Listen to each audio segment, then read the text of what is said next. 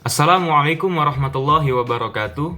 Perkenalkan, saya Muhammad Faris Akbar dari Fakultas Ekonomi Prodi Manajemen tahun 2023. Pada video ini maksud dan tujuan saya yaitu untuk mengulas ataupun mengulang kembali penjelasan materi pada chapter 3 dan 4 sebagai tugas pada mata kuliah pengantar ekonomi mikro. Baik, pada chapter 3 ini terdapat 3 submateri dan juga 3 bentuk kurva yang akan saya jelaskan, yaitu diantaranya pertama ada consumer preference atau kurva indifferent, selanjutnya ada kurva budget line, dan yang terakhir ada kurva consumer choice. Pertama yaitu consumer preference atau kurva indifferent. Kurva indifferent sendiri yaitu kurva yang menunjukkan tingkat kepuasan yang sama dalam mengkonsumsi dua barang. Dalam hal ini, sebagai konsumen. Dua barang tersebut saya misalkan sebagai makanan dan pakaian. Dapat dilihat pada tabel ini, market basket A terdapat 20 makanan dan 30 pakaian, market basket B 10 makanan dan 50 pakaian, market basket D 40 makanan dan 20 pakaian, market basket E 30 makanan dan 40 pakaian, market basket G 10 makanan dan 20 pakaian, terakhir ada market basket H 10 makanan dan 40 pakaian. Selanjutnya tabel di atas ini akan diturunkan ke ataupun dimasukkan ke dalam kurva, yaitu kurva indifferent. Dapat dilihat di sini sudah saya bentuk, ada titik-titiknya, ada titik A sampai H. Di sini sesuai tabel tadi, pada titik A 20 makanan dan 30 pakaian ini, di sini 20 makanan dan di sini 30 pakaian, maka titiknya ada di sini. Begitu pula dengan titik-titik yang lainnya. Perlu diingat pada kurva indifferent ini tingkat kepuasan konsumen itu belum berdasar pada harga. Di sini kita akan menarik pada titik B, A, dan D. Karena jika E itu terlalu jauh dari keseimbangannya, lalu jika dari G itu terlalu sedikit, maka ditariklah dari sini ke bawah sini, dari B ke A ke D. Ini adalah kurva indifferent. Grafik pada kurva indifferent ini menunjukkan tingkat kepuasan pelanggan, tidak hanya satu pelanggan saja, tapi juga bisa dua ataupun lebih. Di sini dapat saya gambarkan, terdapat ada tingkat kepuasan pertama, 2, dan 3. Ataupun di sini ada U1, U2, dan U3. Kurva indifferent tidak pernah berpotongan. Tidak pernah berpotongan seperti ini misalnya. Ini maka kurva indifferent itu tidak sah ataupun tidak bisa dijadikan acuan. Berikutnya saya akan menjelaskan MRS atau the marginal rate of substitution. MRS adalah mengorbankan jumlah suatu barang untuk menambah atau meningkatkan jumlah barang lainnya. Contoh, jika di sini terdapat batasan 100 barang, maka pada kasus A terdapat barang A 50 dan barang B 50. Dan jika konsumen tersebut ingin meningkatkan atau menambah jumlah barang A, maka dia akan mengorbankan jumlah barang B. Di sini saya tuliskan barang A menjadi 70 dan barang B akan menjadi 30. Kurva indifferent ini dapat menunjukkan tingkat kecenderungan konsumen dalam kepuasannya mengkonsumsi suatu barang. Misalnya di sini terdapat produk mobil dengan warna merah dan biru.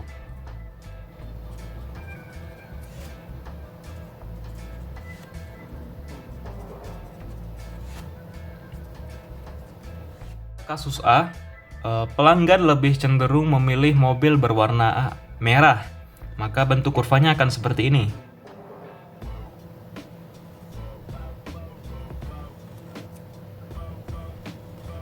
Ini menunjukkan jumlah merah ataupun jumlah mobil berwarna merah lebih diminati pada kasus A. Kemudian pada kasus B, dimisalkan jumlah ataupun minat pada mobil berwarna biru itu lebih tinggi daripada minat mobil berwarna merah, maka kurvanya akan berbentuk seperti ini.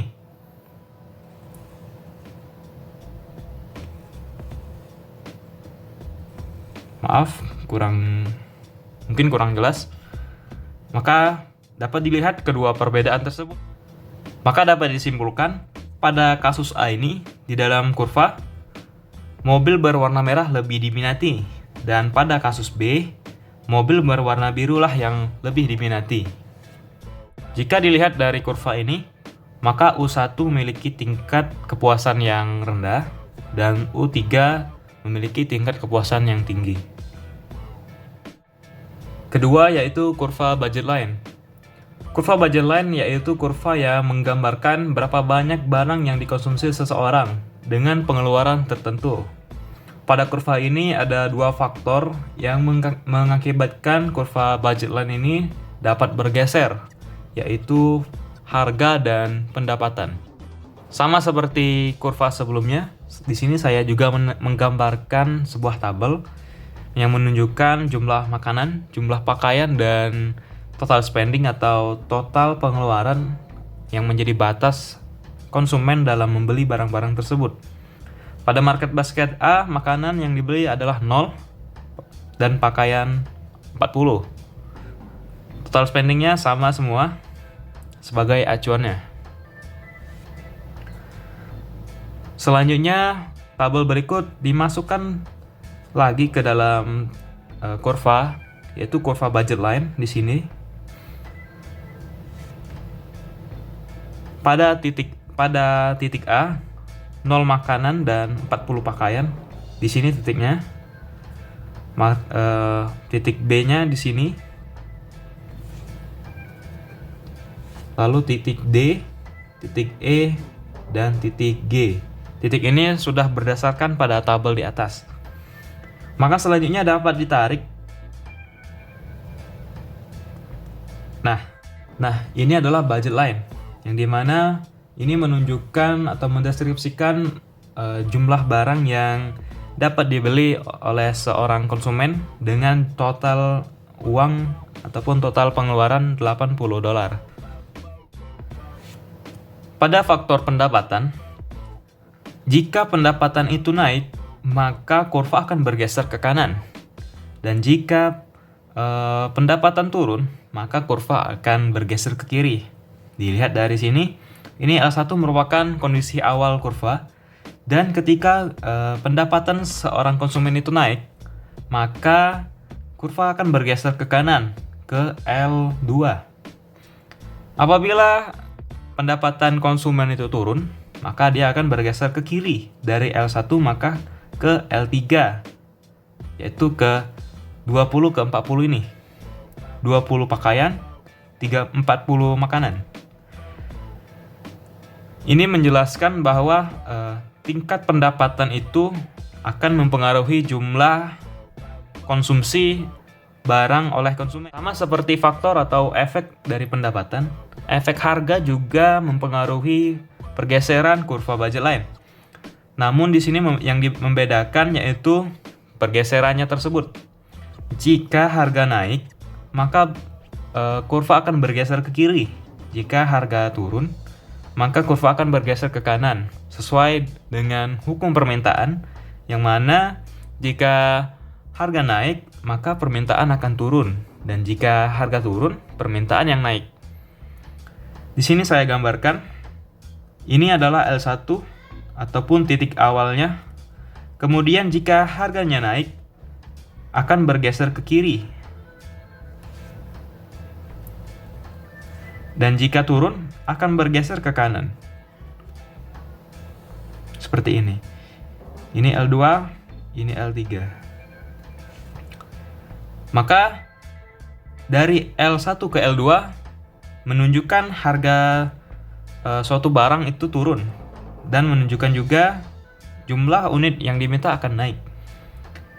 Dan sebaliknya, dari L1 ke L3 itu menunjukkan jumlah barang sedang naik ataupun jumlah barang yang diminta semakin turun. Terakhir pada chapter 3 ini yaitu ada kurva consumer choice. Ini adalah pertemuan antara kurva indifferent dengan kurva budget line. Seperti yang telah saya gambarkan di sini, garis biru merupakan budget line dan ada 3 tingkat kepuasan yang berbeda, yaitu ada U1, U2, dan U3. Pada U1, tingkat kepuasan dan budget line menyentuh pada titik B. Namun, tingkat kepuasannya masih rendah, yaitu 30 pakaian dan 20 makanan. Kemudian pada U2, tingkat kepuasannya juga bersenggolan dengan budget line. Di titik A ini terdapat 20 pakaian dan 40 makanan. Terakhir ada U3, di mana U3 ini tidak menyentuh ataupun bersenggolan dengan budget line, sehingga U3 tidak termasuk ke dalam consumer choice. Consumer choice ini mencari kepuasan maksimal, di mana utility tertinggi bertemu dengan budget line. Di sini utility tertingginya yaitu U2 dengan 40 makanan dan 20 pakaian. Kenapa bukan B? Karena B masih di bawahnya yaitu 30 pakaian dan 20 makanan. Jika dijumlah ada 50 barang, sedangkan yang utility 2 ada sekitar 60 barang. Sehingga U2 menjadi kepuasan maksimal pada kurva consumer choice ini. Terakhir, saya akan menjelaskan sedikit mengenai materi chapter 4, yaitu permintaan individu dan pasar. Di sini saya telah menggambarkan sebuah kurva consumer choice, namun sedikit berbeda karena budget lainnya terpengaruh oleh harga. Dapat dilihat di sini, ketika harga itu naik, maka kurva budget lainnya akan bergeser ke kiri dan bersentuhan dengan titik ini, yaitu titik utility 1. Dan jika harga itu turun, maka kurva budget line akan bergeser ke kanan dan bersentuhan dengan titik utility 3 di sini.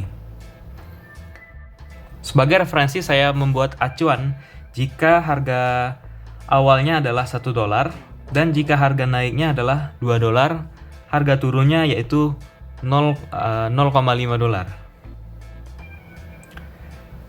Selanjutnya dari kurva ini diturunkan ke dalam kurva permintaan.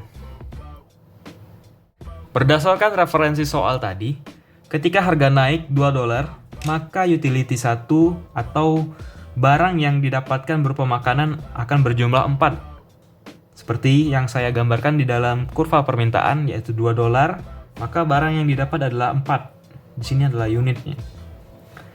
Begitupun dengan harga $1 di utility 2 dengan 12 barang.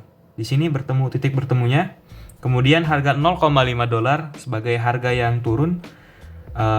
Di utility 3 ini jumlah makanan yaitu 20. Maka $0,5 dan 20 unit akan bertemu di sini. Sehingga akan membentuk suatu kurva permintaan tersebut. Seperti ini. Demikianlah tugas video saya mengenai materi chapter 3 dan 4. Mohon maaf atas segala kekurangan di dalam video saya tersebut. Saya akhiri, terima kasih. Wassalamualaikum warahmatullahi wabarakatuh.